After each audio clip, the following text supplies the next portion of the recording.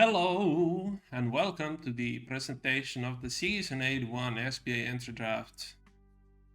Of course, the results for the Entry Draft have been published, but in case you haven't been privy to them, you'll find out soon enough what happened in the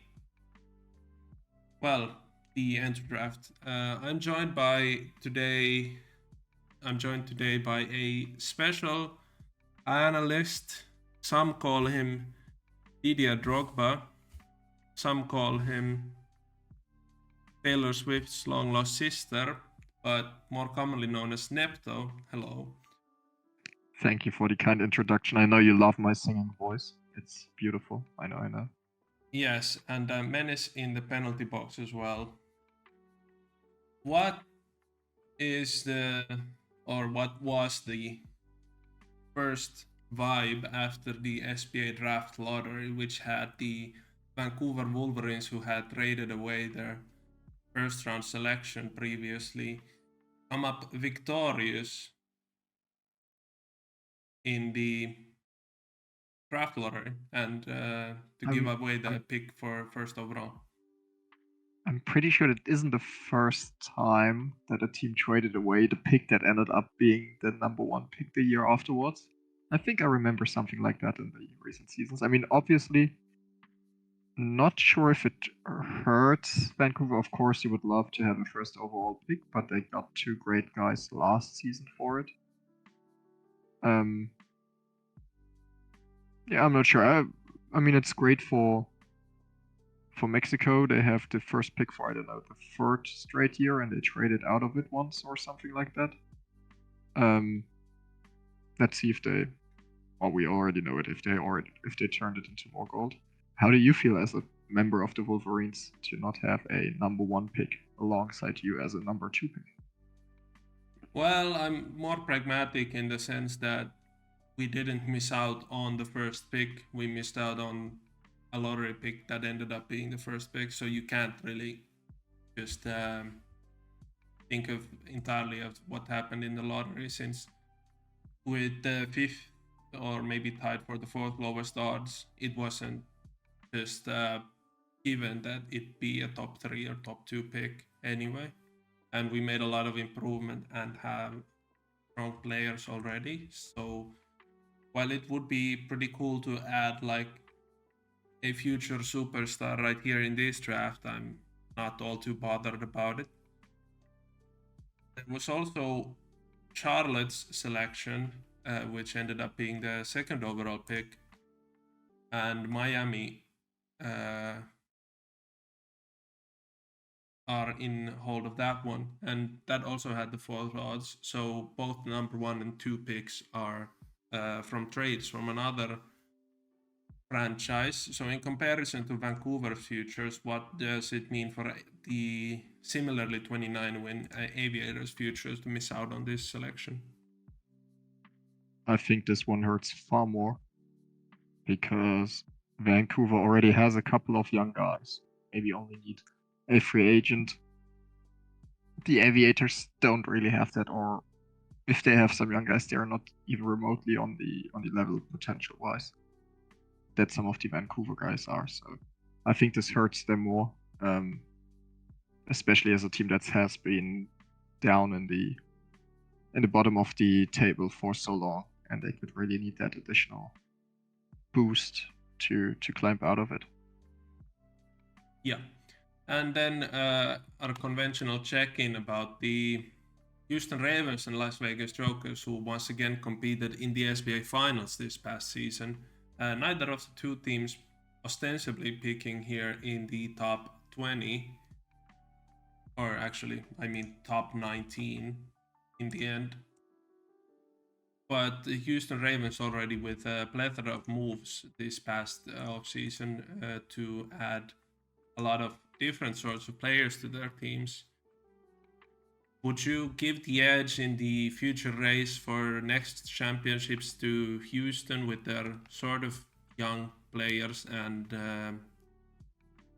odd balanced mixture, or are Las Vegas Jokers now with their prime players hitting regression still a bona fide contender for the SBA finals or even the SBA championship next season? I think right now the Jokers are probably better.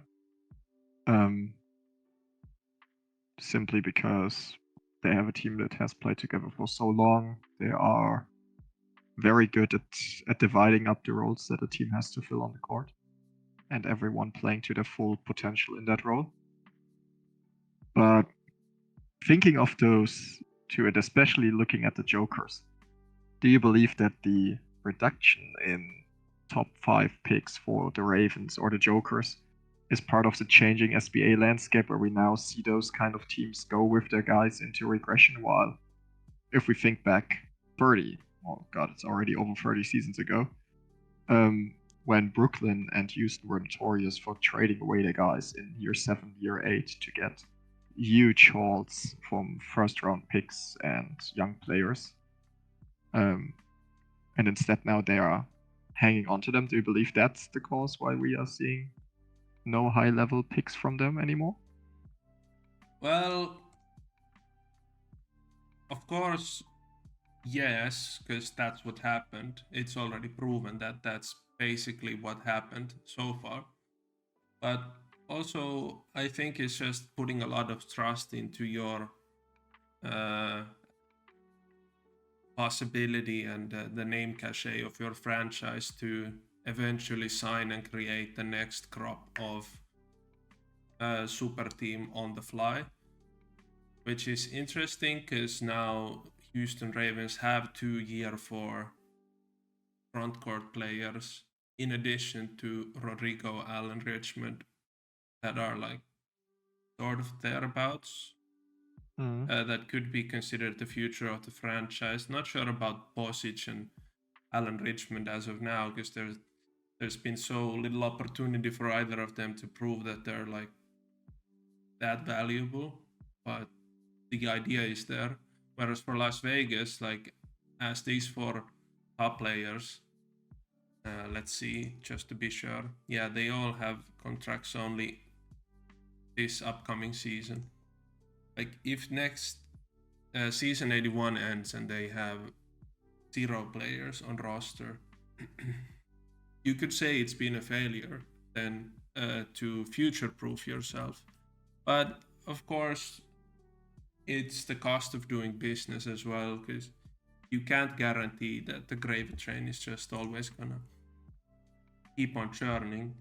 So even to get the Malik Washington championships and now one championship in 78 with young boy SBA as the finals MVP, a lot of people would consider that good enough and then just work towards the next one. But compared to the Most of us style, only get one championship, though. yeah, At best. yeah, compared to the style of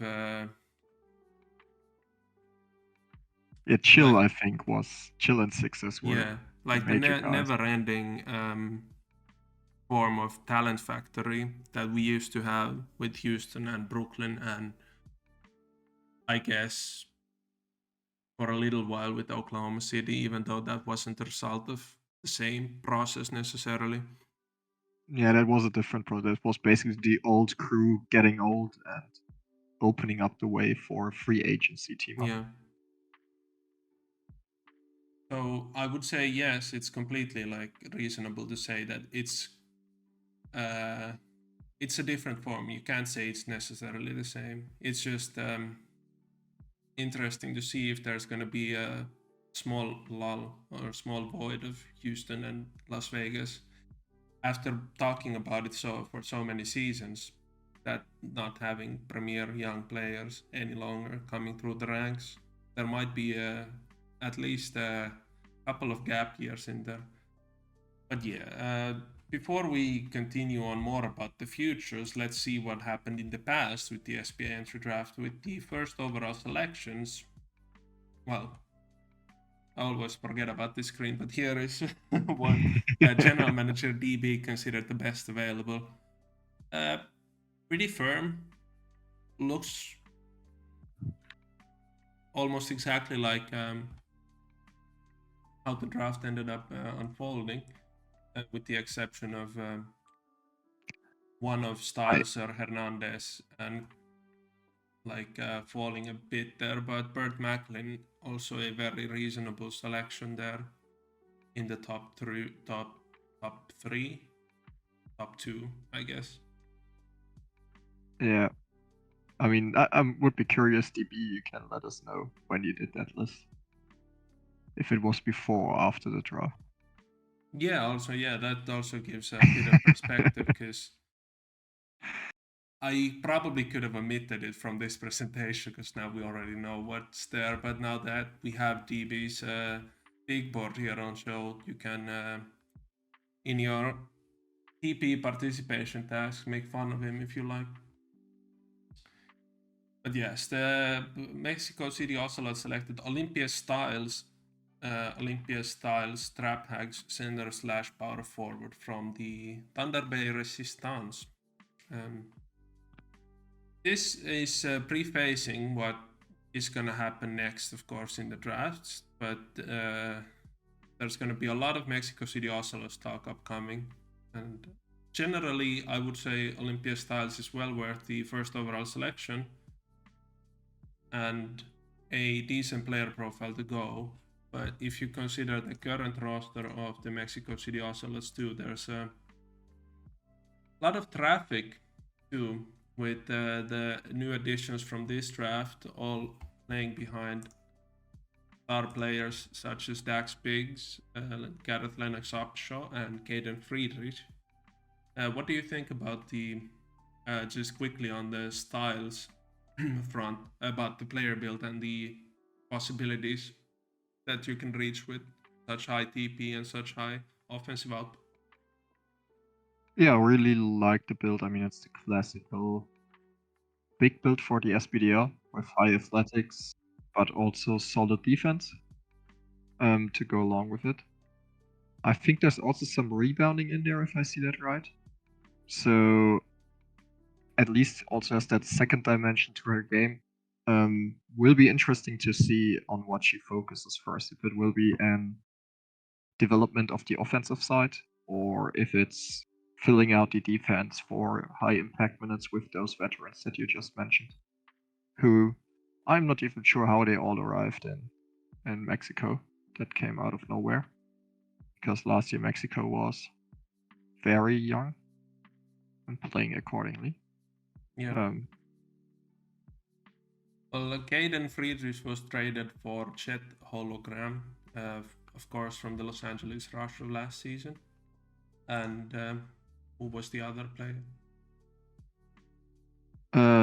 Biggs Dax. and Yes. Glue are now there. Yeah. So maybe Biggs was just a free agent signing? I think he was also a trade out of Brooklyn. Yeah, I'll check just to be sure, because it doesn't feel like I saw him in the free agent. Maybe we are prefacing any trades that we forgot about.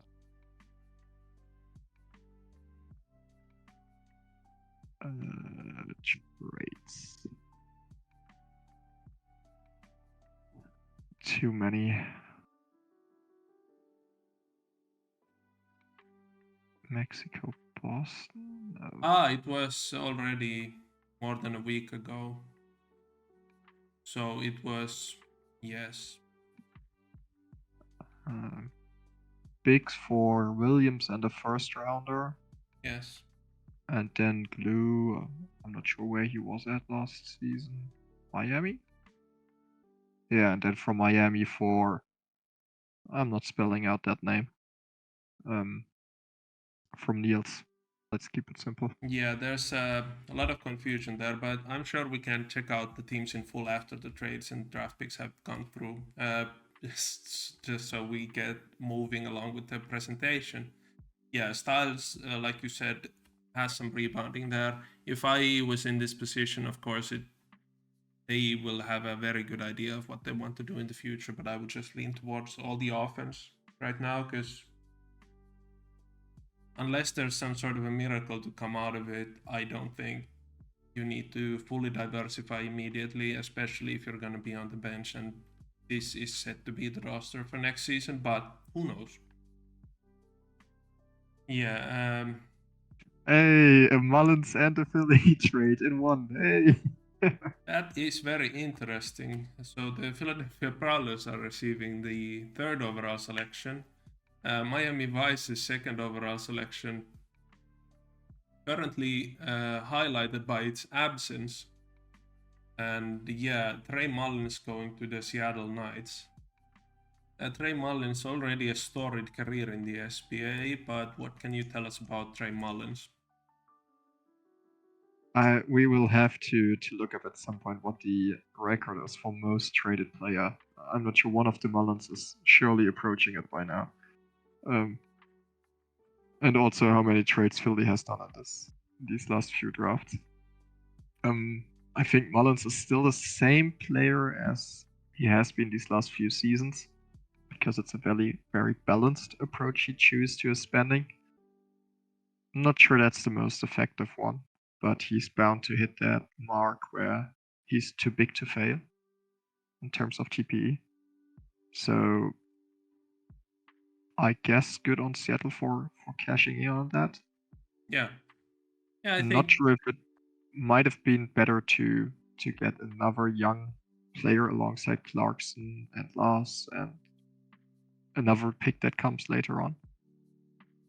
But probably good to bridge the gap between those coming into their own and the current status.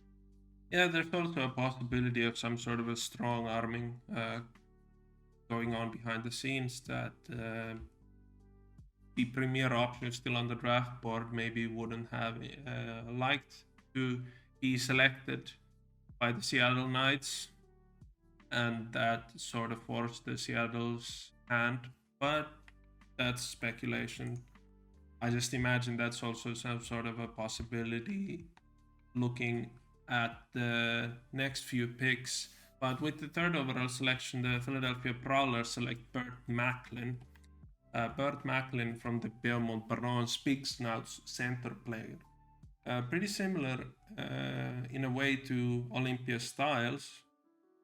Maybe a bit of an edge in the overall offensive game with the height advantage, but then the attributes are spread out a little bit more two-way. What do you think about Burt Macklin and the fit with the Philadelphia Prowlers?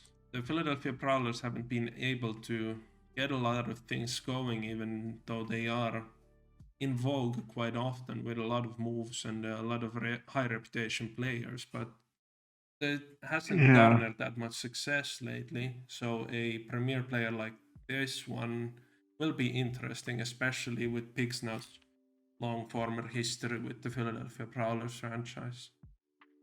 Yeah, I mean, do you remember a couple seasons ago? I'm not sure who the two young bigs was. I think it was Maverick Royal and from J. Cool. I forgot his player's name. Lamar Cage and Benson Royal, Yeah, Lamar Cage. When Philly selected both of them, we were like, hey, that's two great pickups for the future. And now, I don't know, 3 seasons later, they're not on the roster anymore. Yeah. Both been traded. So I'm curious to see if Macklin will survive longer, especially since he will also have to start from the bench, considering all the veteran talent at the big position in Philly. Yeah. Beyond that, picks now has always built great picks. I don't know how many. Most of them have MVP awards in the SBDL/NCAA and the SBA and are Hall of Famers. So that's a very safe bet to do, in my opinion.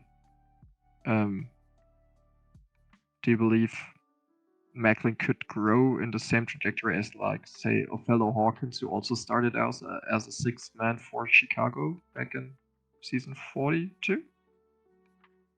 I think for sure, because there's no reason not to believe that. But also, when you were saying about if Burt Macklin can survive Philadelphia after they having traded away a lot of players, yes, there's a reason why all those players get traded away. Either the management is unhappy with the talent, or the talent is unhappy with the management or results in that mix as well. And I think this is like that sort of like once in 9 years player that you can have. And I would think it's far more likely that Burt Macklin wants to be out of Philadelphia than Philadelphia wants to be out of Burt Macklin. And if the signs of the previous, I wouldn't say at this point 5 or 6 players even, are anything to go off by, I'm hopeful that Burt Macklin's career and the surroundings are managed as well as they can, but I'm not confident in that. Yeah. Oh, and we also forgot to mention. No, this is not a mistake that we are talking about the third pick here. The second pick had some interesting circumstances where he slipped a little bit. I think we're going to. Yeah, I was resolve sort this of one building later on. up to it where I wouldn't mention the number of picks, and it would be an Easter egg for people like who are paying attention to the screen. But yeah, Burt Macklin is indeed the third overall selection, as Miami weren't able to submit their selection in time. We'll see eventually where the Miami selection falls, but the second overall pick and fourth overall picks are both on the clock as of now, yes. Moving on then to the fourth overall selections, and yeah, this is also a part of the mentioned Mexico City Ocelots team building here, where they are sending out Dio Brando, one of the young players you mentioned, to Boston in exchange for Zdravko Bosic and the fourth overall selection. The Zdravko Bosic part is already shipped off to Outdated. Houston. Yeah. Well, it is true. This is the trade that happened. Yeah. But there was another trade following. Yes. A second trade has hit the. The second trade has hit the draft presentation. Yeah. Yeah, Bosic to eventually to Houston. I can't tell in exchange for what, but it's likely to come up in the draft presentation later if I'm. Yeah, it must be. Or it was a free part trade with part of the free team trade with Los Angeles. Yeah, because you can't have 3 team trades in the forum in that way, I don't think. Yeah. But yeah, the fourth overall selection now belongs to the Mexico City Ocelots, and we're gonna move on to what happened there. Formerly Hermione Hernandez, now called Hera Hernandez, apparently, is also going to the Mexico City Ocelots, and now we really push the gas pedal down on what we mentioned about the future of the Mexico City Ocelots, where you have 2 possible future superstars, one playing the opposite end of the court from another, and there's still one to come later in the form of Iram Cornelius Canterbury the sixth. So yeah, before we talk about them, already the next pick. yeah. But let's just isolate Hernandez's talents here. What do you think about the player build and how it will be meshing with the current and the future form of the Mexico City Ocelots? I mean, it's also classical SBDL build with high athletics and some good scoring, and the minimum viable defense, as I like to call it, with stealing, which is usually enough for perimeter players in the SBDL. That's slightly higher. Slightly higher, yeah. Yeah, that's true. For the future, I think there is an easier way for Hernandez to get starting minutes than for Styles this season. Yeah, it could be immediately, because with Hernandez, Leo, Upshaw, Friedrich Biggs, that's already 5, and you have no other point guards. Yeah.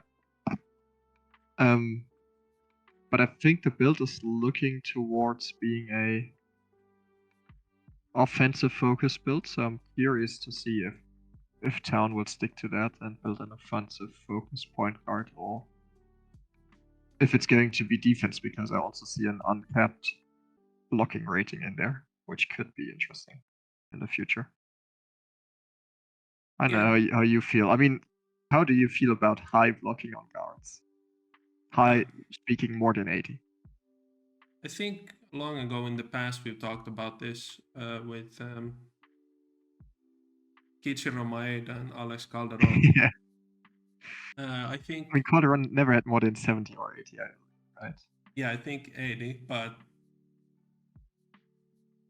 that was basically the starting point of the discussion. Yeah. I think it doesn't hurt.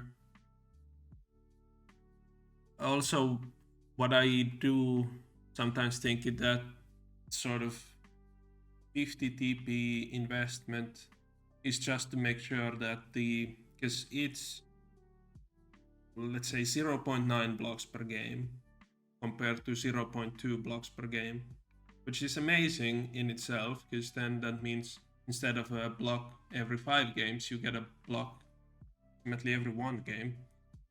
So that's like valuable defense. But it also skews a lot of the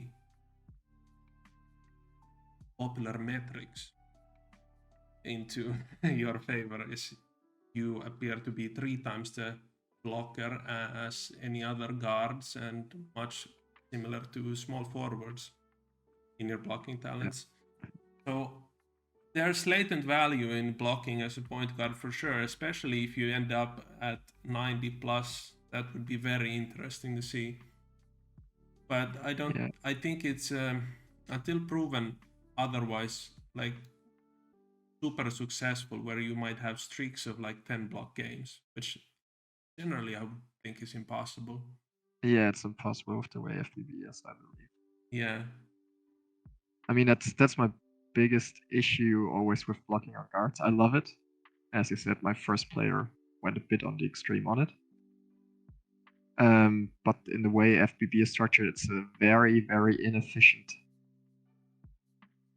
TPE spending. I mean, it's even worse than passing 4 bigs, because that passing still helps you boosting the overall team offense, etc. Even though you won't get 10 assists, even if you have 99 passing. Yeah, because it forms the decision tree, whereas blocking is just, does your shot contesting turn into blocks? On a less sour note, there is the added possibility of, if you just purchase other player positions eventually from the new SBA player marketplace. So if Hernandez in year 6 purchases center eligibility, then having like 92 blocking, that's like fantastic at that point. It's more akin to those sort of freak point guards of long past, where you have point guard offense, low maintenance point guard offense, but basically like secondary rim protector defense. So I think it's that's something to keep an eye out in the future for sure. Let's check out then the final piece of the triumvirate of the Mexico City Ocelots future, with Canterbury 6th also heading into Mexico. That's a very low resolution picture. Thank you, production. So yeah, here we have a very, speaking of the triumvirate, we have a small forward only eligible player. That's just all 3-point all shooting. There is to it. Yeah, and good stealing and high quickness, but it's currently just like fifth banana on any team basically. What do you think about where this build should develop alongside with Hernandez and Styles to maximize the Ocelots' potential? Considering that they also have Tentacles out there as a player just 1 year older than them, I think it's best if or in an ideal world for the Ocelots, Canterbury would focus on building up defense right now. He already has he or she, I'm not entirely sure, I'm confused by the name and the picture not matching up. So Adam, please tell me what you prefer. Already got a lot of 3-point shooting, which spaces the floor. Got solid defense, and I think just expanding on that and adding some, I don't know, rebounding would be the ideal supportive player to possible superstars in Hernandez and Styles. Hmm. I'm not sure if you see it the same way or if you say, hey, there needs to be some passing, the potential for more 3-point shots by adding, I don't know, jump shot. Oh, well, no, jump shot is probably going to help inside then. Yeah, I'm not sure if that's actually how it works anymore. Yeah, I mostly agree that you just have 80 steal, 80 blocking, and 90 fouling from here on out. Then you'd pretty much be in an excellent position to be the fifth best player on any team, generally. I'm not sure if a lot of teams can handle fifth best players or like offensively, like fifth best players. Sure, defense matters, but a lot of players reach the heights on defense that the player built like this could reach with high offense. And yeah, I generally speak from experience on that end too, with my player Valentino Khan Freedom basically being this sort of same player when I entered the SBA. And eventually you can reach the offensive heights as well, but that's so many years in advance that I can't like speculate if that's going to be useful or. Yeah, if that's the plan. I mean, maybe it's also the plan to just focus on 3-point shots for the whole career and bank for, I don't know, 6 seasons and just play around for 20 seasons with just a 3-point shot. Who knows? Yeah, but then I don't know if that player is. I'm not sure if I would like a player that's basically this with 200 more TP. It's pushing it. Maybe with the upcoming league expansion, which we might talk about later, maybe that's more reasonable, where you just need a lot more players in general, that you can always find a home, even if you are at, let's say, 600 spent TP. But right now, like the way the league's been skewing in the last 5-6 years, it's gonna be really tough and really competitive for playing time. So just being a standstill shooter or like player that only shoots threes and turns the ball over, and for both teams, I guess that's pushing it in reasonability, my opinion. I think we can pretty much like wrap up who the winner of this draft so far is, but let's see what let's see what else happened in the draft. After Nepto blew my joke earlier, let's peep out the 6th overall selection, which was Mateusz Podolski with Mario Hesonje's face, not Lucas Podolski's. And yeah, small. Poor. I'm not sure if he's poor. I'm pretty sure he made a lot of good money. Yeah, he also has, I don't know how many kebab shops nowadays. Yeah. He has like entire chains. Yeah. Small forwards, shooting guard / small forward from the Quad City Asylum, Steve-O's player going to Steve-O's team. Yeah, I guess that's also like something to consider with the earlier traded away pick. If Steve-O wants to like slow build the future of his franchise with his own player and not want to start placating to someone else immediately. And then if you can get that sort of value for the 4th overall selection earlier, I think it's like good, because Dio Brando, of course, is like a powerhouse. So just having like Clarkson, Slaughter, Brando, and your own player here, instead of adding another like draft prospect. I think Brando probably suits it better, would you say? Yeah. Yeah, I see that. Didn't sound very confident, but I'll take it. It's like, Yeah, I think still wouldn't have hurt to add another young guy. I mean, of course you could run. It wouldn't be Macklin because you already have two bigs, but I think there would have been room for, I don't know, Hernandez. yeah, coming up but too. that's also like, I don't think Hernandez would have liked being in. A super young team, yeah. Yeah, I think there was always a plan to have both Styles and Hernandez in Mexico City. Maybe it just ends up Yeah, being that Mullins is a stopgap, and next off season we're gonna be talking about the next Mullins trade. the next Mullins trade. Yeah. Back to Philadelphia. Yeah, Seattle trades Mullins for 4th overall selection and actually selects a. Yeah. Podolski's attribute radial. It looks like it's wrong, but it is in fact not wrong. It's 90 inside, 90 quickness, 35 strength, and 70 jumping. It looks like. Yeah, 70 So, jumping. It's I'm sure this has been done before, especially with 93-point shooting. A facsimile of this has been done before, but I doubt the effectiveness to start. Do you? Yeah. I think we talked about this quite a few times. Athletics are king, and I'm a big proponent of bringing up your athletic first. What caught my eye more, and it's a bit difficult to see in here, is the 70 perimeter defense while having 50 stealing.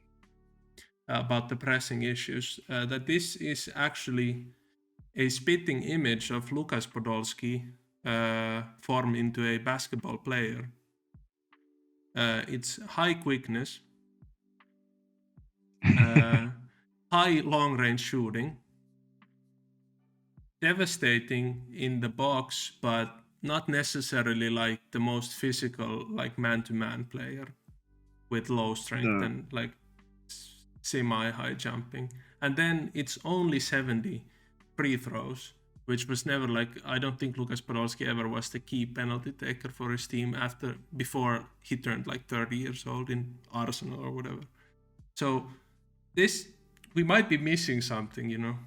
This could just be like Lukas but he's too big for Podolski. He's too big for Podolski. He's too oh yeah, you should have like just Podolski never was 6'7". Yeah, you should be 6'3" or whatever, 6'2". Maybe even 6'1" actually.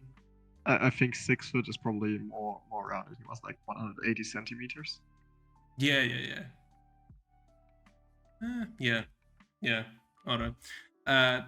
Well, I guess Steve-O had to sacrifice the role play somewhere, just to be, because 6'7" is that's like officially the lowest good height in SBA, because that's when you're the attribute stat starts to go down.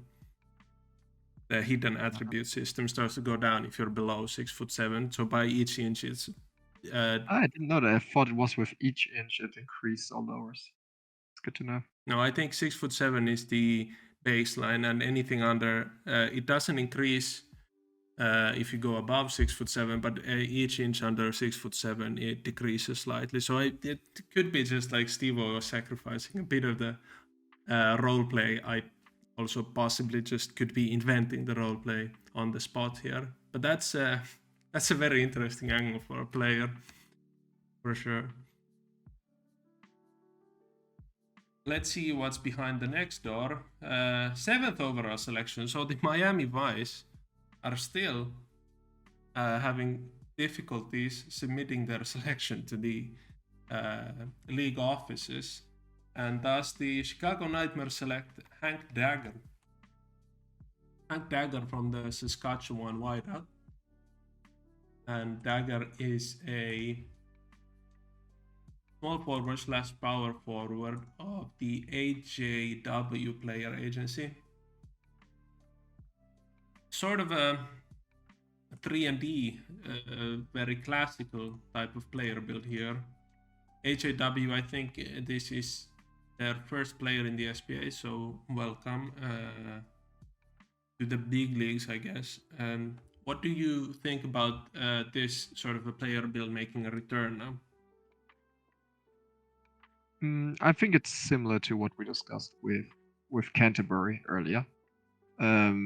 About there's always value, especially in the early years, for someone to have good 3-point shooting and then some good defense with it. Even though the defense here is already more pronounced than with Canterbury. So yeah, there will always be places for those guys on any team. And I think he chose a good build for his first go around here. Yeah, I think so too. What I insinuated as the main difference there is just that this is a better player day one, I think. But of Yeah, course, with Adam's history of making, well, I guess high TP players in general, there's a lot more upside on a player like Canterbury. And if you already have the pre-built relationships, unfortunately, in today's SBA, there's already a lot of long pre-built relationships. So newcomers into the yeah, league might find it difficult to have like any sort of risk taken on them instead of veteran, so to say. But I also agree. It's a fantastic player type, one of which I love to see in real life and in the SBA. It's just that sometimes, like if this is your player, you'd wish sometimes for a little bit more because there's an artificial ceiling that you can reach because you can't. yeah, And even if there is a 8 for 8 3-point shooting quarter in the SBA, in real life, that would be massive news. But in the SBA, you just don't see it. You can't even, without going through the games play by play yourself, you can't even gauge that at a 8 of 8 3-point shooting quarter. It's just impossible to see. So there's some sort of a limitation to being possibly the best shooter of all time, even if you reach those sort of heights. So it might be um, not boring at times, but like I said, it sometimes makes you wish for a little bit more. But yeah, I really like this player build, and I really like this player. In the grand view of things for Chicago, they have a lot of different sorts of players. One of them, which is you, and I guess a sharpshooter like this should fit pretty well because there's not a lot of expectation and they can hold their own as a defensive player whenever called upon. So I like it all the way through. Then there's just been word that the Miami Vice have been Hey. able to submit their selection. There's a weird message attached to this. I can't really. Well, I can. I'll censor it if need be. But there's a message attached to it. It says, "Shit, my Wi-Fi is ass, so I'ma say it here. I want Scurvy's guy. I draft his ass. Thank you!" Exclamation mark. So, with the second seventh overall selection, Scurvy's guy, Larry Legend, his ass is headed to the South Beach. The Miami Vice at a point guard slash shooting guard out of the Louisville Lions, Larry Legend, with a lot of different talents. More of a point guard player for sure, and not half bad at all. Like very good building blocks already for the future. So while you could say that the Miami Vice missed a lot of opportunities, falling 1, 2, 3, 4, 5 slots in the draft with their, I guess, telecommunications problems, not all that bad with Larry Legend. Yeah, I think, I mean, it perfectly fits Miami's philosophy in Right, terms of yeah. what player types they select in these last couple of years. And again, it's pass first point guard with good defense, some 3-point shooting, but no one who will demand the ball. And I mean, that strategy has served him very well in these last couple of seasons. So I'm not sure if any of the other picks would have sufficed for the Vice. I mean, maybe Canterbury and Dagger would also fit the bill. The rest do have some kind of inside presence that Miami is not too fond of. So maybe they would have traded down otherwise. But Yeah, and it also could be that they wanted to select Larry Legend all along. Who knows? yeah, Because I didn't see and I didn't ask if the Miami Vice General Manager Fonzie actually was looking to pick someone else. So it could be that they were, of course, with their, like you mentioned, their philosophy of player types. Canterbury sixth would also fit the bill perfectly fine. Seems like a player they would love to have in Miami, but Larry Legend generally a wise choice, and given the circumstances, this feels like something I already said last season or maybe the season previous in the draft. Given the circumstances, you couldn't do much better, I'd say. There is, however, one more player that is in conversation for doing better, which is the 8th overall selection, Kelly Nakamura, K-Dang's straight to the draft player. And we can't purport to know much about the future of Kelly Nakamura like most straight to the draft players, but with the updated attribute spending live on SBA SimFlow now, you can see stealing and blocking at 99 and defensive rebounding at 85 off the rib with zero investment in fouling. What do you think about stealing and blocking? Just pure defense to start with, and maxed out defense at that. I mean, it's interesting. I'm not sure which player kicked off the trend this time around, but we've seen a lot of defense first or defense only picks in the last couple of seasons, right? I So think usually it's that always I don't know. been like that since Klaus Yeah, but Koenig again. yeah, true. But yeah, Klaus Koenig maybe pushed off the first wave and then Washington or whoever pushed off another wave. It's also, I mean, we've all had the jokes for quite a while that St. Louis doesn't care about defense and only about offense. So it's interesting to see them select someone fully defensive for a change. I like the pick a lot though because they have two perimeter players on their team which are very young and also both very much like to score the ball. So having a defense first guy to pair alongside them is very good. And then you also have Lamar Cage, who we briefly mentioned earlier, which gives you a pretty nice core for the future to work with. Yes, I really like the freedom this also gives Lamar Cage, where maybe sort of the growing periods you could even, now this is not real advice, but you could just do zone cheesing with Nakamura, and Cage can actually like take his time, and Grant and Galisi can take their time, kind of improving the defense on the side. I think there's a possibility where you can maximize your championship window if you can tie these four players for the like long-term future. There is a possibility that you can maximize your long-term championship window if you optimize your TP spending, but I think that's generally like maybe unnecessary because the reward isn't promised anyway. And if you have a lot of ideas already for the players and the users behind the players that they want to do thing X, so semi forcing them to do thing Y instead, and then maybe only ending up being the fourth best team in the league or whatever, third, or losing in the finals at the peak, which could also be the result if you did whatever they wanted to or developed however they wanted to. I think it's a good possibility to have a lot of freedom within the team and have a lot of fun stuff in the future where you might have with player types like these, there's always the possibility of having those sort of like 8 steal, 12 block games, which are always like eye popping and fun.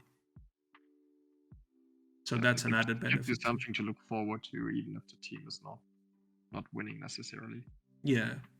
And when they start winning and you have those sort of same stuff, it's just makes it taste that much greater. Oh yeah.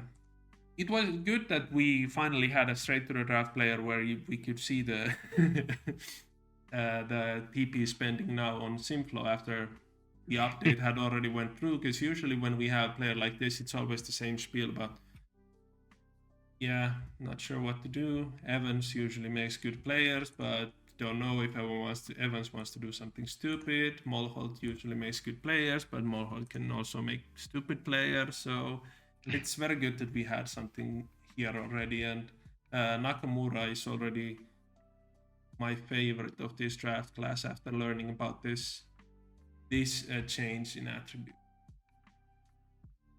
With the 9th overall selection, the San Diego Corsairs have selected Kamal Banks. And Kamal Banks is joining up the sort of short-manned San Diego Corsairs, who are in a bit of a limbo, but have done a couple of trades this offseason. So power forward / small forward, Manu, player agency from the Jurupa Valley Jackals. Also an interesting sort of player build here, which you can see where you have handling and passing, but otherwise low offense and a little bit developed defense, and rebounding too, which is very fun. So it's generally like an NBA rookie forward that is not a trusted or good enough 3-point shooter, which is very apt actually to have Josh Hart's. It just needed to be Josh Hart's rookie picture from the Los Angeles Lakers instead. But yeah, what do you think about Kamal Banks before we check out who the future teammates? Well, you can also talk about the teammates if you want to. But yeah, I don't think there's a lot necessarily to talk about in terms of teammates, since they're all on the back end of their SBA career, so they won't be there for long. For Banks himself, I think you summed it up perfectly. A lot of small tendencies in every direction, so very well rounded so far.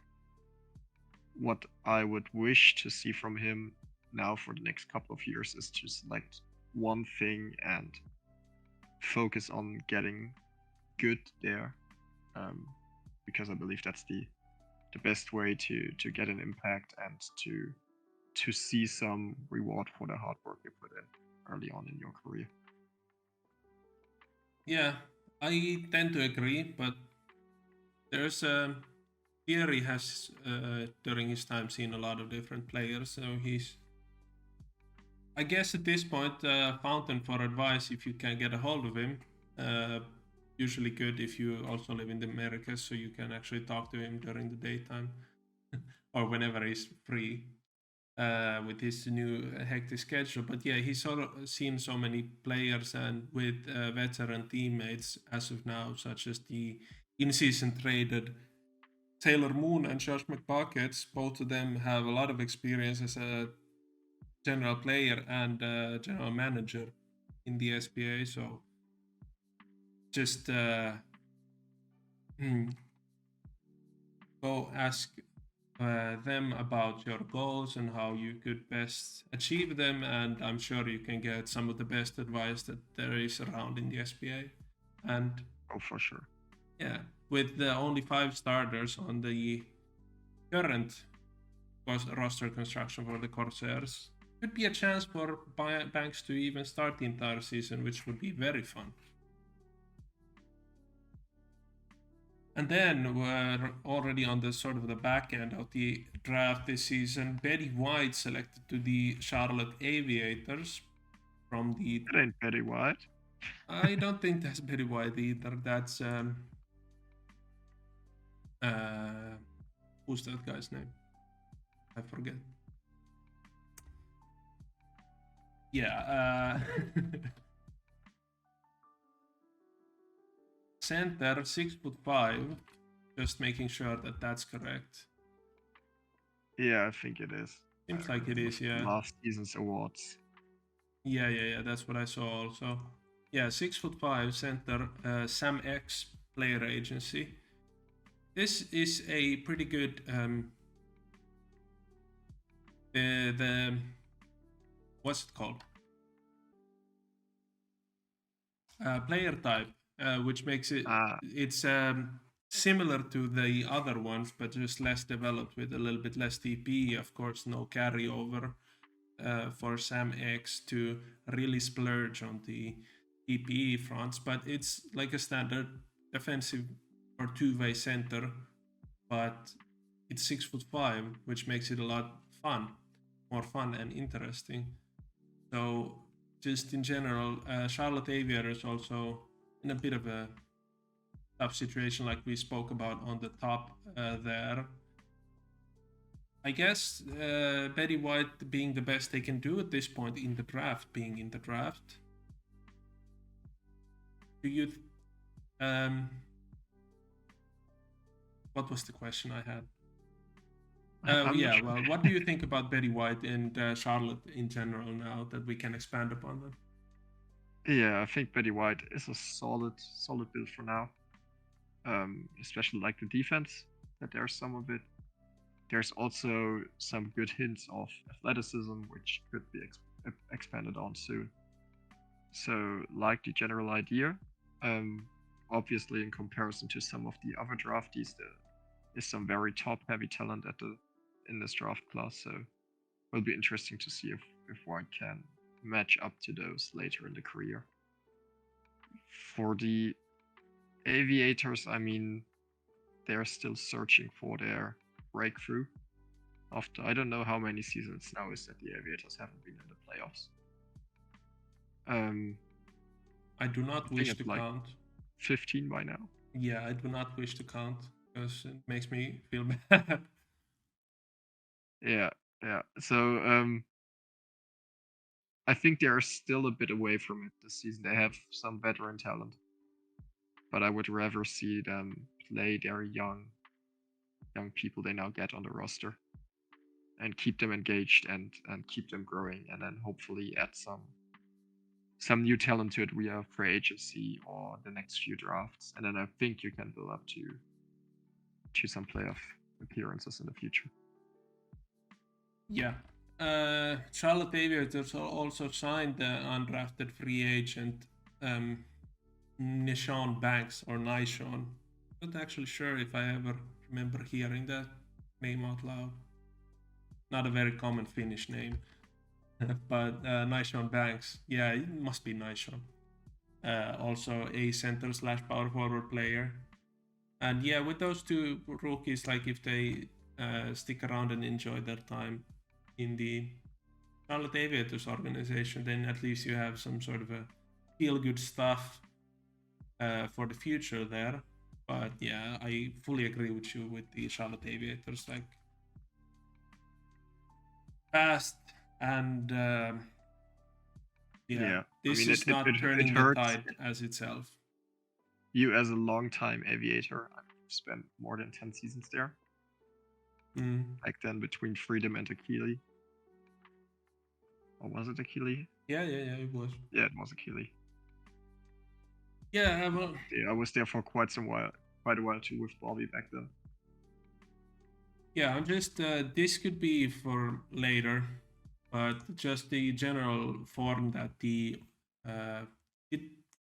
they draft Trey Mullins themselves. Yeah, I think I think it was Trey and Evans was traded, or one of the two were traded there, or drafted, maybe both. Yeah, I think one was drafted there, and the other one was traded to the other after draft. Yeah.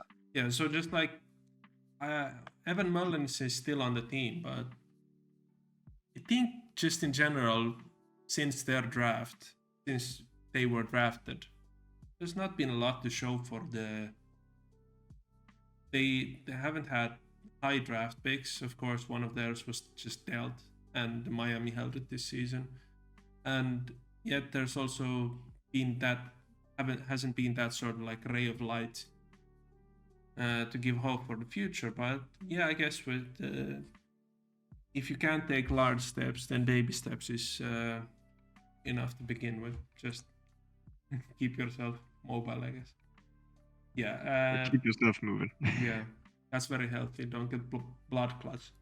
11th overall selection, the Las Vegas Jokers ended up being in the draft, even though the first board didn't.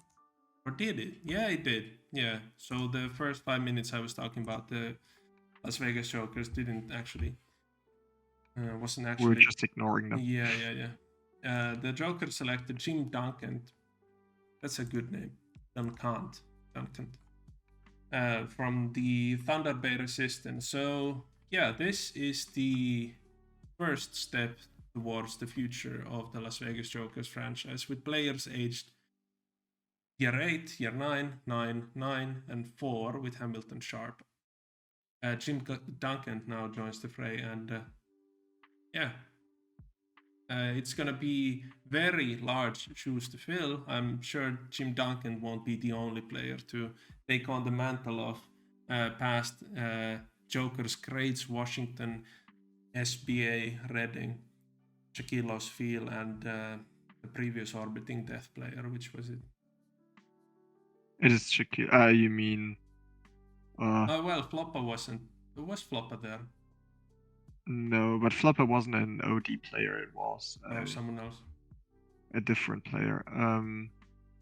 I think prior to O'Neal it was Muad'Dib, but Muad'Dib was never on the Jokers. Yeah, I was thinking of Flopper, but if Flopper was not or OD's player, then that's moot. Yeah. Jim Duncan, fully defensive sort of build right now. I like the opportunity that it gives you, even though they have high-end talent in front of him. But then, if the high-end talent, if the other power forward eligible players, Redding and SBA, for example, move on, and if they can retain Sharp, or even if they can't retain Sharp, then you sort of have this default defensive center for your team that you have 4 slots to fill around them. Do you agree there? Yep. This is something we've talked about definitely. a lot of times. Yeah, definitely. But I also like it for first gen who's now making it to the league to join one of the probably better locker rooms with a lot of veteran talent again, who can give a lot of guidance. Yeah, so and possibly winning a championship in your first season in the SBA. That's like that's already like a massive boost for your interest in the league. Challenging immediately instead of, well, there's tons of being thrown down the pecking order again after being good in the SBDL and then the SBA. Becoming a bench player on a 41 win team or 27 win team at the worst times, that's much worse of a fate than what Jim Duncan is earning here. Yeah, so 12th overall selection, the Los Angeles Rush select Angela Davis, which is a filler, and then we have pass, and pass. What an unselfish offense we got here. Pass and pass. I could have deleted all those screens, but it's much more fun if you're actually viewing this. And 20th overall selection, the Houston Ravens select the next part of their future, also filler, Patrick McHenry. Very GTA 4, the Irish mobsters type of name. What I can't remember their family name, but it was something on that note. Yeah, so let's wrap up the draft thing, and then we can talk about all the other questions and all the other topics for the next season. So I think we'd still agree pretty heavily that the Mexico City Ocelots made out like bandits in this draft here of season 81. Definitely. Yeah, do you foresee their roster staying the same for the start of the season, which is these 3 players, but then Tentacles from last year, and then Lennox Upshaw, Leo, Friedrich, and Biggs all on the team. That's 8 I players. see no reason for them to switch out any players. You've got a front court in place, you've got a point guard, you've got a shooting guard. Maybe you want an additional wing, but I don't really believe you do with all the young talent you now got. So you can run a deep wing rotation. So I would fully expect him to head into the season with this lineup. Yeah, what I was Or more would you rather concerned. trade in some Yeah. young minutes for established talent? Yeah, what I was more concerned about is that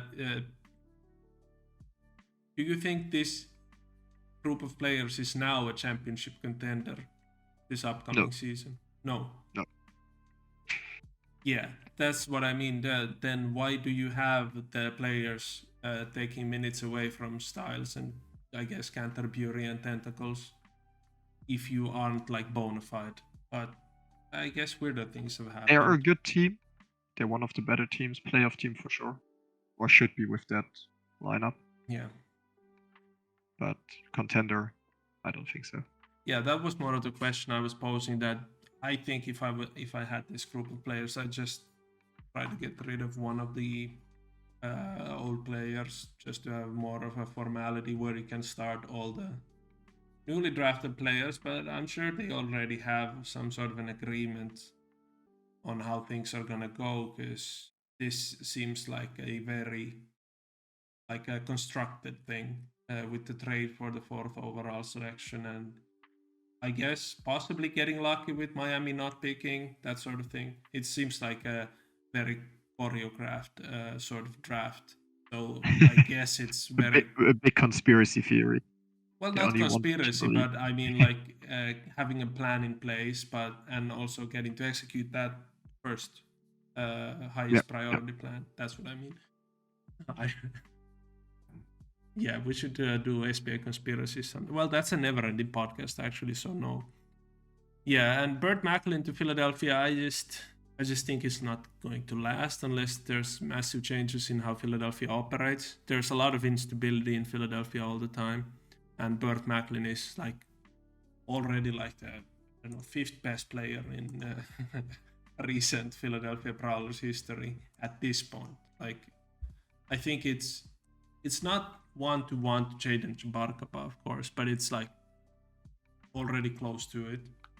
And the expectations are in Macklin's favor as a high draft pick compared to Jabarkapa, who was pretty much like sort of journeymaning through the league before landing in Philadelphia for a brief time there.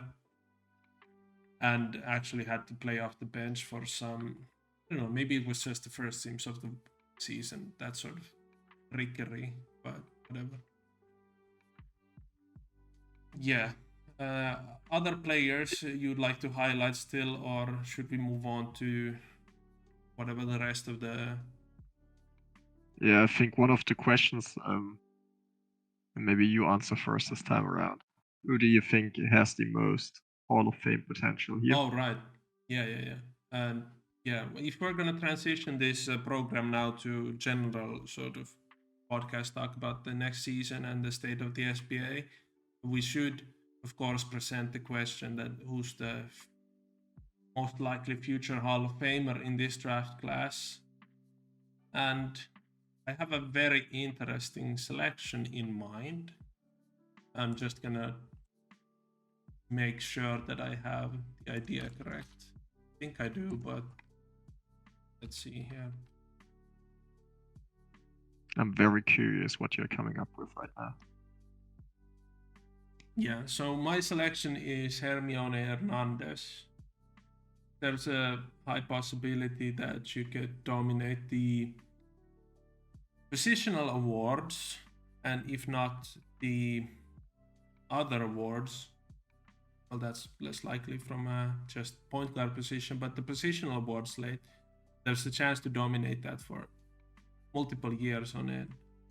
And if in today's day and age of SBA, where everyone's been talking about the past 6 seasons about the dearth of point guard talent. If you can still make a premier point guard and have little to, well, not no, but little competition in your surrounding draft classes, then that's usually a dead giveaway that you're gonna dominate the scene in your own position for a while when you end up after like year 5, 6, 7, 8, 9, if not 10 even. So my pick is gonna go to Hernandez actually, rather than Burt Macklin or any of the other sort of gimme nominations. Yeah, But that's who a is good pick. yours? Well, the obvious answer is Burt Macklin. Yeah, that's what I thought when you first. That's a dead giveaway. But I think, I mean, it's difficult to project. I think the most difficult thing to project is Defensive Player of the Year, because there hinges so much on team composition, on game plans, and on sheer luck in comparison to other awards.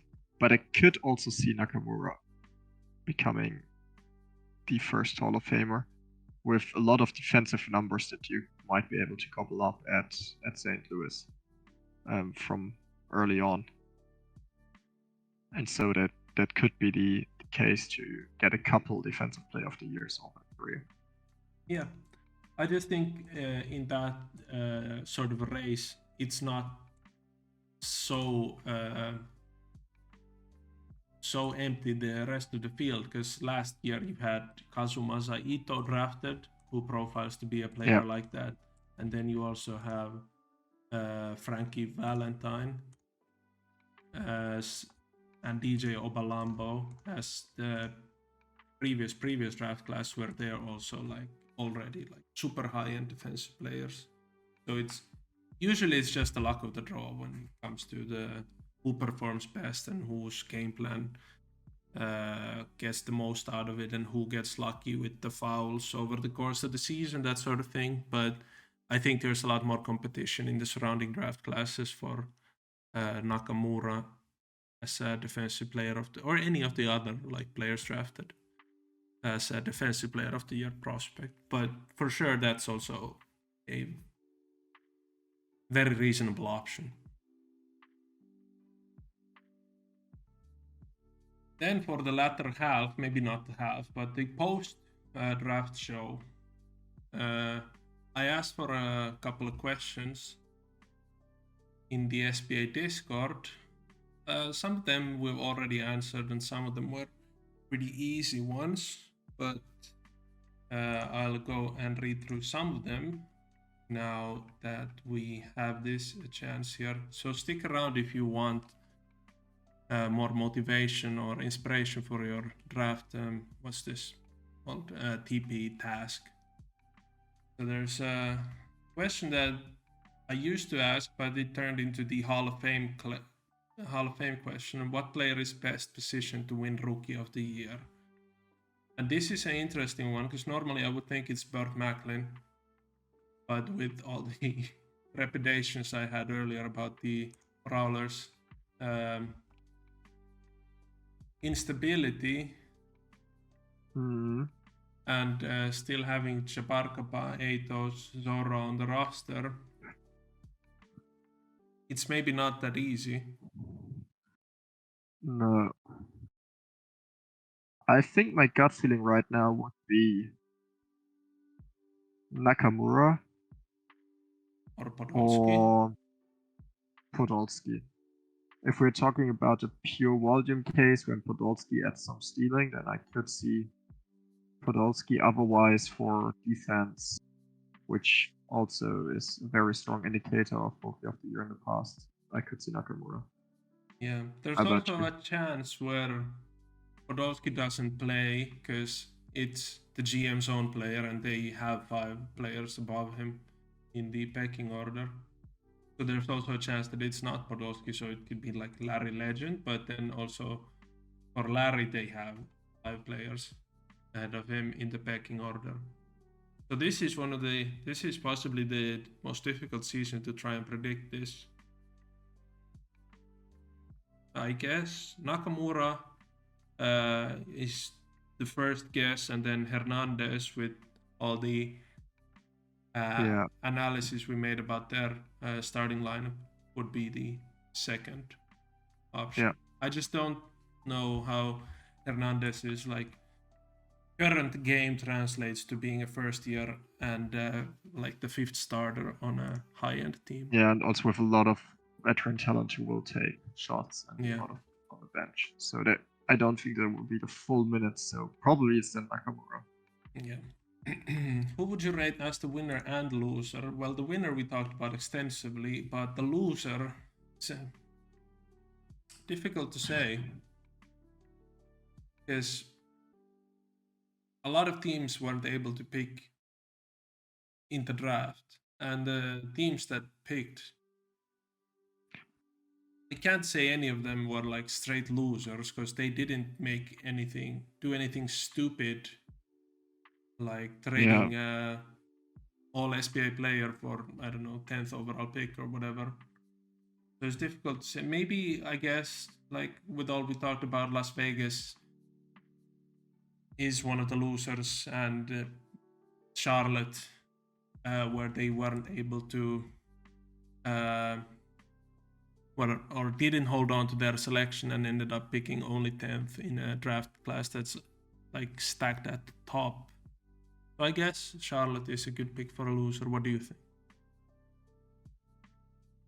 Yeah, I'm with you. There's not really winners or losers here.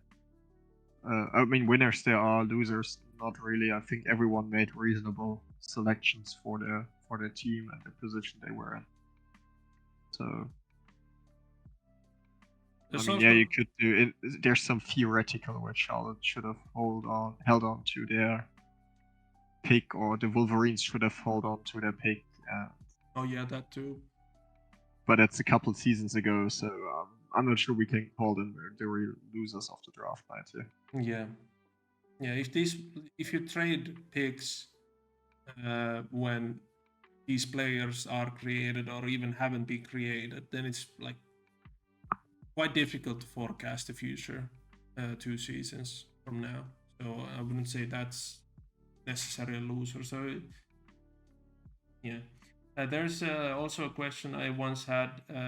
If you could just start a franchise from scratch with one player in this draft, who would it be? So if you had the first overall pick and you had no other players, who would you have picked?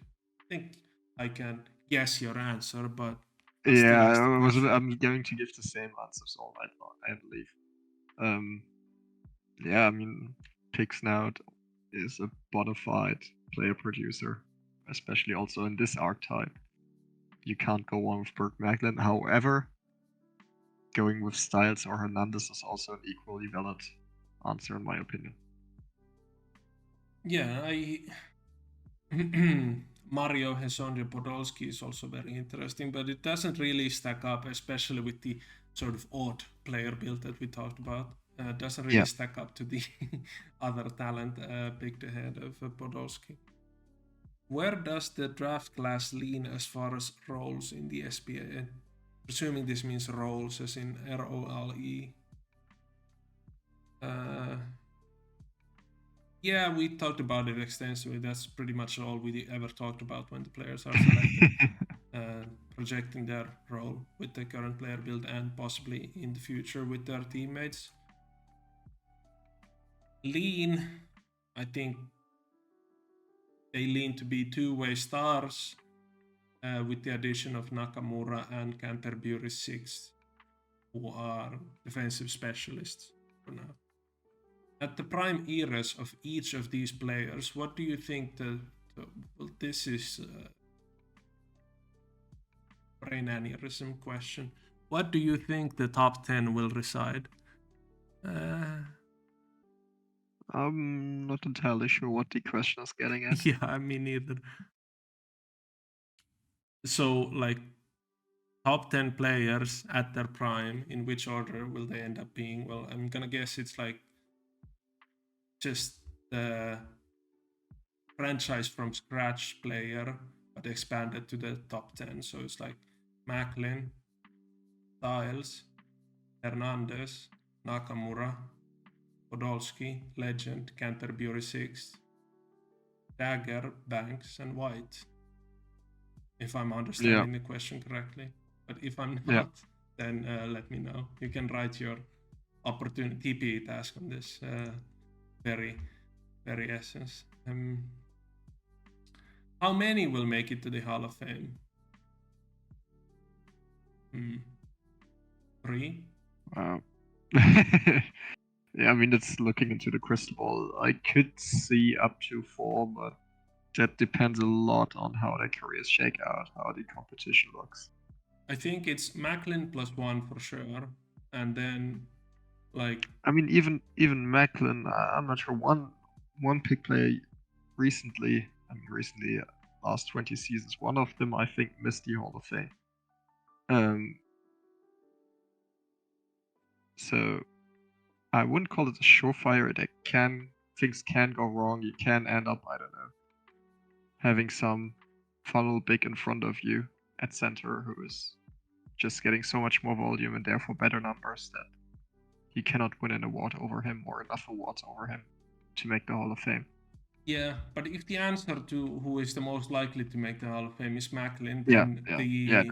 the expansion would be Macklin plus 1. Yeah, and then yeah. if it's Macklin and Hernandez, then it's just gambling between Nakamura, Styles, or both, or then Nakamura, Hernandez, or both, that sort of thing. Yeah. So I think 2, but 3 would be fun. 4 would be excellent. That would be like crazy. All the like, I guess even 5 would be way more crazy, but that's like nearly impossible. Like 5 is very stretching it. Yeah. Because you would have to stretch out over at least 3. Yeah, that's classes. Like 3 classes, and you can't have any of the other classes players go in 2 of them. Or no, yeah, 5, then you could have 1 extra player, and that's way too much. Just then the competition would be, the pool of players that be being pulled from is like, could be like 20 players, and just have all 5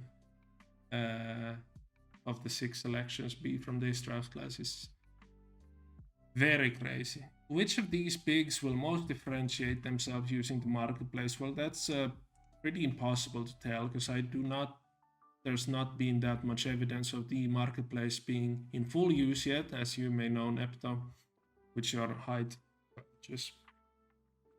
And then yeah, also, I'm getting my height changes this season, so yeah, you should remind me of that next week when it's time for me to do that, because I'll make sure I will. Yeah, because they're not going to show up, and I need to check everyone basically who might have that purchase. So you heard it, folks. If you want your height purchase to count, just DM Oko 2 times a day.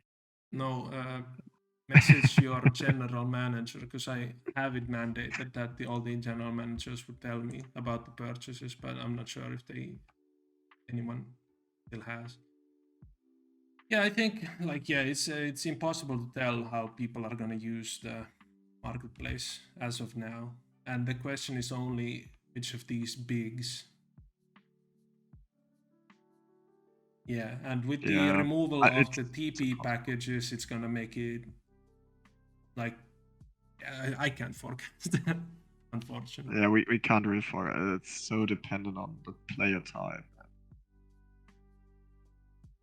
Yeah.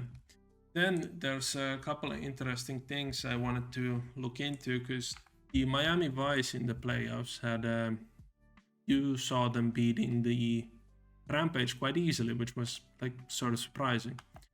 And then TB brought up that they only shoot 3s. Wow, that's crazy. And of course, everyone knows that 3 is more than 2. But what I saw in the series that they then immediately lost to Houston in 4 games afterwards.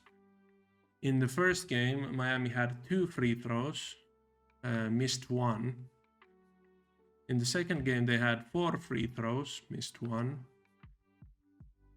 They had 4 free throws, missed 2 in game 3. And then in the fourth game, they had 13, which had the benefit of some of the late game stuff, Well, they weren't like winning, but they were sort of in that game if you looked at the player presentation. And Jimenez by himself had 6 in, I think he didn't play in the, yeah, he played off the bench, yeah. So it got me thinking of their season long stats, and I'm pretty sure 7 free throws per game for a team is the lowest. Free throws attempted is the lowest I've seen ever. Because their effective field goal percentage, their second highest, which means that their like open play offense is, it's on par with Jokers, better than Houston and better than OKC. Of course, because they shoot 50 to, well, not 50, but yeah, they shot 50 3-pointers per game in the regular season and with league highest efficiency. But at some point, apparently, this is the cap that you can reach with it if you don't do anything else offensively. If you don't offensive rebound, if you don't score inside in a half-court setting, I guess this is the cap you can reach, which was very interesting because, like, I saw the ideas that this is unstoppable. Well, it would be unstoppable if you also had 2 guys getting 13 free throws per game, like you would in real life. Yeah, so it would end up with someone like Kunta in the middle of it. Yeah, because this on the surface level, it's much closer to like the 2018, 19, and 2020 Houston Rockets in the NBA. But then also for the Houston Rockets, you had James Harden, Eric Gordon, and Chris Paul all get 7 to 15 free throws per game. Because they also had that other gear, which you can't necessarily reach in the SBA, because this is the only way you can shoot this many 3-pointers. Yeah, but I'm surprised to see that the Minutemen also only shot like 9, 10 free throws a game. I'm curious. But back to your point about this being the cap. I mean, do you remember from the the mid 50s, early 60s Vipers? Because I think they were very similar in the way that they mostly shot threes on offense, except for like Da Silva Taylor or whatever the name was. Yeah, that's the name. And they also made some pretty good runs in of itself. Yeah, but never really were able to like seriously threaten the finals. I'm not sure if I ever remember seeing like that sort of a discrepancy though, where this season they weren't as big on the 3-point shooting as the device. Just the number of attempts for Miami this season was 53.1 per game, and the second highest, which was like sort of a normal amount, a normal high-end amount, I mean, is 36.2 per game by the LA Rush. So that's 50% more 3-pointers. Whereas now that I'm just like checking through it for the Vipers, they were always like top 5, but they also never were dead last in like free throws and that sort of stuff. And the only ones who might come close, but I'm not sure if I'm misremembering that. I think there was an SBA team who didn't shoot any 3-pointers. Like modern. Or was that also only the SBDL? I know in the SBDL we had quite a few, but I thought there was also some team in the SBA. Yeah, here. Season 46 Monarchs, 8.7 3-pointers a game. Oh yeah, I remember, because only one of their starters had 3-point attribute open. It was like Tyrone Kings or whatever. Yeah, it was Kings. Yeah, because you had Miles and then Pararexis, and then one more player. And let's see what their... So like you said, they only had 8.7 3-point attempts per game. their offensive efficiency, so points per 100 possessions, were 10th in the SBA compared to the Vice of last season being 9th. Of course, the offensive environment was completely different with the amount of TP back then, but the Monarchs were still able to be 8 points per 100 possessions better than the Miami Vice of this season. And they, of course, topped the free throws attempted chart with their sort of style of play. And yeah, I guess those Monarchs teams were like good, but maybe they also had that sort of a ceiling where they were maybe the 4th best team in the league or 5th best team in the league. Even though it's a completely opposite sort of game plan or roster structure. You need some type of balance in there.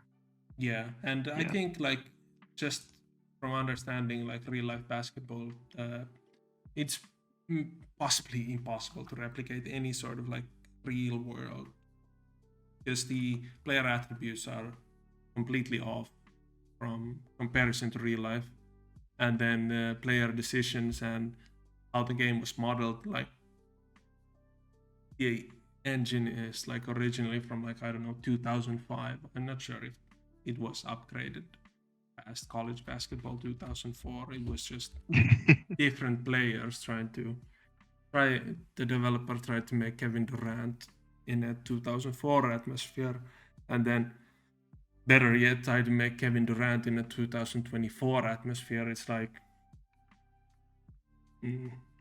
impossible, unpossible. Yeah, I would love to like, cause there's obviously like ways to go about it. A lot of the past 25 seasons or even 35 seasons, I guess, of SBA team building has been built on the idea that you need to have a certain type of defense. Where if you have most steals and most blocks in the league, that usually means you're pretty good, right? Yeah. And then in one period, it shaped up to be like, oh, it's good to have this one guy who's uses like 75% of the possessions, and if he shoots it, it's good. If he turns it over, that's just a necessary evil. But I don't know, with that having gone by the wayside for a bit now, after more players just... I think it might return with expansion. It might. I didn't necessarily like it that much personally, because Me neither. yeah, I even like though this you took current part of it. landscape way more. Yeah. So I'm not sure like if you try to optimize or like figure out the best sort of group of players for offense in the season 80 SBA. I'm not sure what would be the correct way to go about it, because I've always been very partial to the league I was originally put into, like the SBA of season 37 or 38 or whatever, where everyone is good at everything. So why can't you just stay good at everything, you know? Of course, that's impossible and can only be reached in like very specific edge cases. And even then, maybe not. But like, yeah, being a inside scorer, small forward that has like 67.4 true shooting, that was just like a 5th best small forward in the SBA or whatever. And then if you maximize all the defense, then you could be the best. But now, even without the defense, you would be possibly the best player in the league with that sort of output, even especially at a small forward position. Yeah, it's weird because back then it really was, I mean, in the 40s still and early 50s, it was about you would have to get like small edges to get your positional awards and whatever. And there wasn't really a formula to have team success and to amass huge individual numbers because everyone was good at everything. Yeah. And also wanted the ball therefore quite a bit.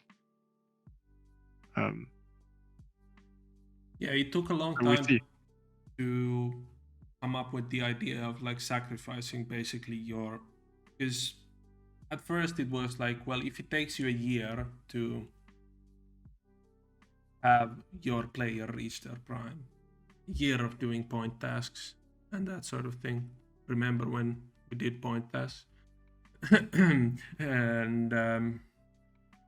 so it was like sort of frowned upon that why would you want to be like a point guard freak that just does a little bit of everything and never gets any into any award conversations and stuff like that.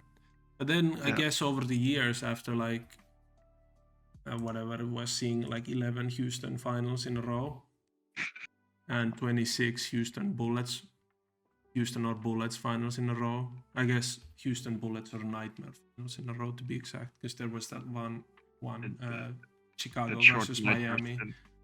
Yeah, I guess that sort of like changed how people would think about it, where if they really wanted to win, then they need to fit into the team formula, because either it was you get to Houston and enjoy your time, or then you build something completely different. And I don't know what is the completely different right now, what to do. I guess the Houston Ravens and Las Vegas Jokers of the current day are like very close, like approximations of what works best, because they are always like top offenses too, in addition to their defenses. But the idea has always been that if you get force the most turnovers and have the most steals, then you also get easy offense too. And then if you have big men who get a lot of free throws, that also means more easy points. That's pretty simple, you know. And not just easy points, but in general more possessions. Yeah. But what would you then, with the expansion in mind, you said that it might be coming back where you funnel a lot of the possessions to one player. You aren't creating a new player as of right now, but because you have players in a certain age bracket, but it should be, just for anyone listening out there, you should get on that idea pretty quickly if you're creating a new player. Just like build your monster Jaden Shabarkapa right now, because in 5 seasons you might already be the most sought after player in the SBA, just because the talent is more spread around the SBA.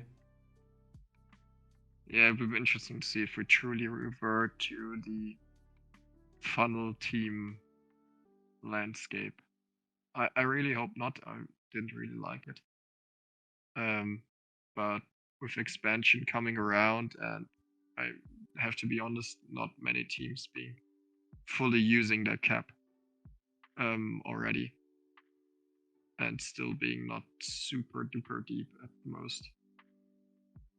I could really see this funnel idea return in full force. Yeah, because it's a strategy that's worked out in the past, and now especially if we mentioned it here, I'm sure someone will try it. It's maybe it won't be the most popular. It necessarily wasn't even the most popular way to go about it way back when it was successful, because you just all the players who fit the criteria were already on the teams that were like performing the process of funneling players, and they didn't need anymore. And then you only have a very limited handful of Leon Lundells and King Kuntas in the SBA. So who knows why they didn't make any more of those, but that's not for me to judge.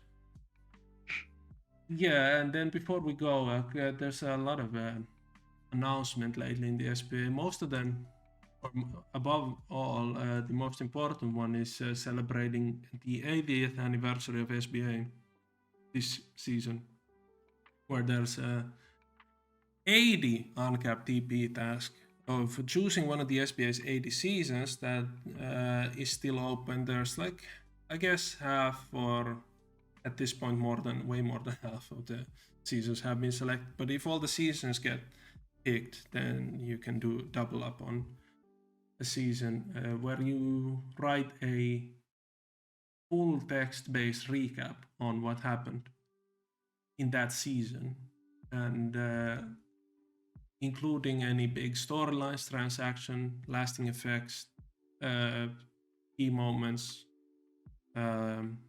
prizes, anything that's basically a very deep recap of the season that you select.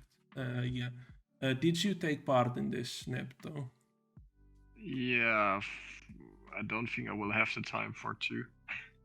Yeah. But since I already missed out on the Aviators Championship season, I'm going to do season 63.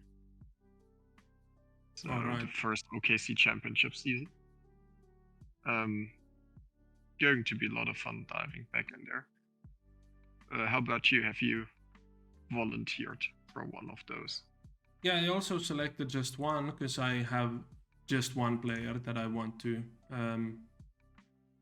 use the TPE on, and I can't use it both on one player, which would have been pretty funny. 180 TP, like even 80 TP is pretty funny, but yeah, 160 would be extra funny. It'll be very interesting because I have a lot of experience, of course, writing sim threads and that sort of things. It'll be very interesting to see people how they take if they use the messages the commentary I put out in the sim threads to their advantage and highlight any stuff. Because there must be in 40,000 or whatever messages, there must be times where I like accidentally said something that was like completely stupid, or the opposite where I just like predicted something that was like gonna happen, and maybe people like the thing that was gonna happen, or maybe they don't. Like if there was a time where I suggested that, okay, now well, Houston franchise super run, whatever it's called, like I can't call it with like regular words because it was so many championships at that time.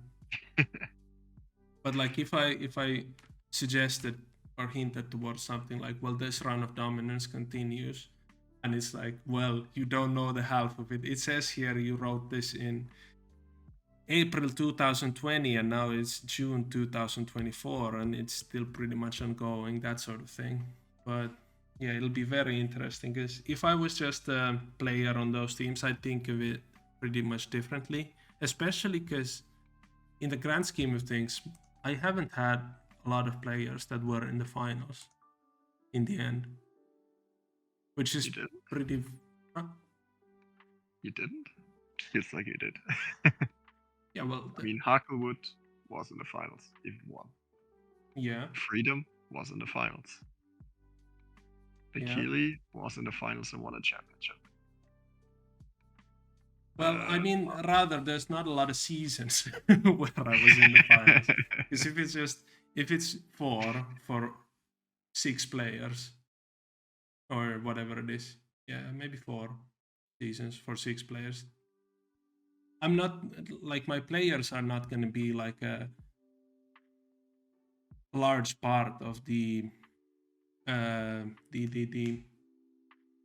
point tests or the recaps. Rather, it's going to be like because I presented a lot of the seasons that are being recapped, both in the I guess SBDL, NCAA, and SBA. So I'm way more pronounced in the overall league than just the players, which is what I was trying to say. Yeah, I picked season 39, which was my first rookie year SB, I think. Yeah, I'm not gonna say anything more about that because I'm gonna try my best to make it a very, very big recap. I also advise anyone who's making those recaps that they write about the minor league too of the season, because there could be some things that you find very funny that like you have Rashid Ryder losing in the NCAA finals. That sort of thing would never happen again in his career. But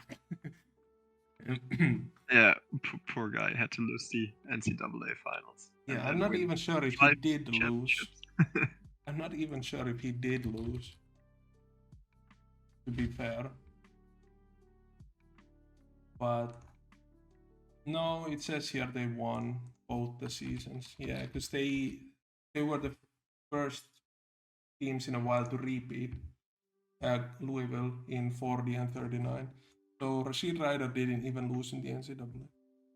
Well, yeah, but that's sort of prefacing. If you have like assigned to you season 40, then you also can check out the future of the league in the minor league, be it the NCAA or SBDL of that season, which is gonna tie more into the full storyline whenever the entire everyone submitted their write-ups.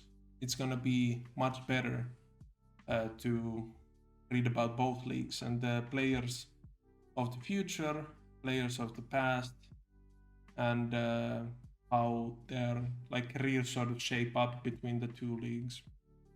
Sort of thing. Another announcement, couple of announcements were made, like you mentioned there earlier.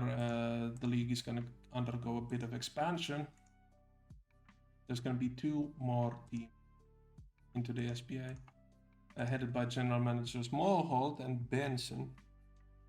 What are you surprised about Mulholt being a general manager? Honestly, yes. Yeah, me too. I mean, he returned with 2 new players, but I didn't foresee him dipping into GMing again. Yeah. I'm not sure how you feel about it. I mean, last time he was a GM, you were back in simming, yeah? I believe. Yeah. Already. So you simmed for him when he was in Mexico? Yeah. If there was nothing after that. Yeah. But yeah, Yeah, I what think I was Mexico was most his last gig. I was most surprised because it feels like I haven't spoken to Mulholt in like approximately a year at this point after I resigned from the board of directors, because it's just before he returned with the 2 players now into the SBA. It was I don't know what he's been up to, but there was just like no just from my purview there was no intention to return to, like, not to say day to day, but just like running teams in it. So that's interesting. And Ben, I think it'll be cool. I'm not sure if he ever did that good of a job with San Diego, and was he in charge of any other team after that? I mean, he's been in charge of the Asylum for a couple seasons now. Yeah, that in the much I know. SBDL, and doing a pretty great job there. So Yeah, but excited no, to see if he can translate it to the SBA. no Toronto or nothing like that. No, Yeah. I don't believe so. Yeah, so, but that was so long ago that like it might as well be a different league at that point. So that's going to be interesting. But yeah, 2 new teams. There's going to be expansion draft. I think the branding is going to be selected from past teams. I'm not sure. It's not necessarily that was the part about being on the lookout for familiar brands. You have a great collection of retired brands. Teams will be choosing from that collection for their expansion teams. Yeah. So it'll be retired brands. Philadelphia Jets, Los Angeles Rail, the sister team of New York Rail. Of course, also like the Atlanta Vipers, Washington Wild, Montreal Monarchs, and one more. What's your bet on which get revived? Atlanta. And Atlanta. yeah, because they've been in the finals and that sort of thing. A lot of people maybe missed the green. I could swear Washington is coming back. Yeah, I think Washington and Atlanta would be the 2. Washington, it's like a nothing team in the history of SBA, I think. Like, sorry to say for everyone who's been involved with Washington, but it's a nothing team in the history of the SBA. The high watermark for their franchise ones when the reveal of the branding, and that says a lot. And then I think one season of playoff basketball. Yeah, when they were guaranteed to be terminated. Yeah, I think, but yeah, the Vipers, they're also like, I think they're the only green branding in the SBA, right? Yeah. Like Nightmare so. sort of has that neon green, but that's only because I set the index to be that way. Otherwise, their branding is like the Phantom, the purple Phantom. Yeah. So that's good. And Atlanta, like I said, have been in the finals and have a bit of history to them. So I would like Atlanta, but I wouldn't be surprised if Atlanta was not selected. And yeah, then there's we also mentioned the fact that the player or TP packages from the SBA marketplace or the shop are gonna go away, and instead you're gonna get sum of TP every rollover just based on your current APE. Do you like the system or no? I could have swore you commented on this, but now that we're on air, you can also expand on the disappointment that you had. Yeah, I think it's just the marketplace doesn't offer a good purchase for every player type right now. And until we have that covered, taking away the only thing that's applicable in every situation without a replacement isn't a thing. So, for example, for Lopez, I don't need any additional positions because I want him to play shooting guard small forward. I don't want any super uncaps because that's a waste of TPE. I don't want any caps to be removed that I have because I've planned him the way he is. And there's nothing really that in the shop that I now want beyond the regression fighter. So TP would have been nice thing, and I also disagree that it should be possible to select an additional dimension what the marketplace offers with positions, height, caps, etc. And at the same time get the full power of TPE. It should be a trade-off because the other one also gives you an advantage. So you can choose do I want to double down and put TPE more into one singular thing, or do I want to go into a different dimension and get some flexibility, some additional part of my game in the future. But it's my thing about liking players that have clear strengths and weaknesses, because that's natural. Yeah. What do you think about the change making just money in general less useful? Because that's usually a big problem for me, that you get money from max contracts, super max contracts, FIBA performance that you can use for TP. Yeah, but like especially like winning 2 goals in FIBA is like with 1 yearly salary, that's already 15 TP with the Shane Banks training, basically. So just because you were on the bench for Germany or whatever, like I was for a lot of time, you get 3 million, and 1 yearly salary being like 6 million. That's already like 20 TPs worth of money.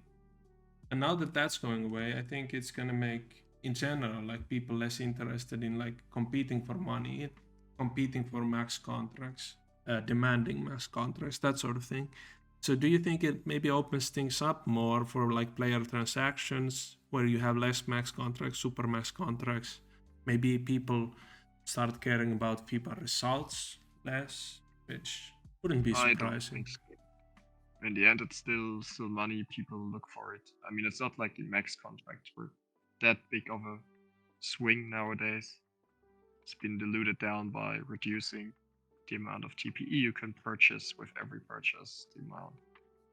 Then you have additional money coming in from FIBA quite a bit, with it occurring every season. You have weekly drills who give you like 1.5 million each year.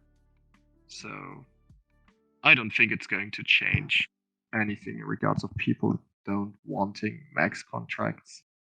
The same people who wanted it will want it still now.